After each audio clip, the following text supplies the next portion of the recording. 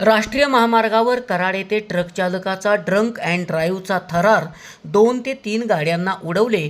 पळून जात असताना महामार्ग कर्मचाऱ्यांनी पाठलाग करून पकडले. ट्रक चालकाला दिले पोलिसांच्या ताब्यात. पुणे बेंगलोर राष्ट्रीय महामार्गावर कोल्हापूर ते सातारा लेनवर ट्रक चालकाचा ड्रंक अँड ड्राईव्हचा थरार पाहायला मिळाला.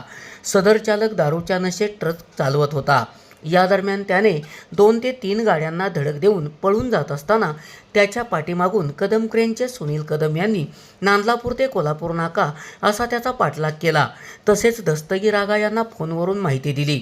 कोल्हापूर नाका येथे सदर ट्रकला थांबवण्यासाठी वॉटर बॅरिगेट लावून रस्ता अडवण्यात आला असता त्याने नशेमध्ये बॅरिगेट उडवून पुढे जाण्याचा प्रयत्न केला.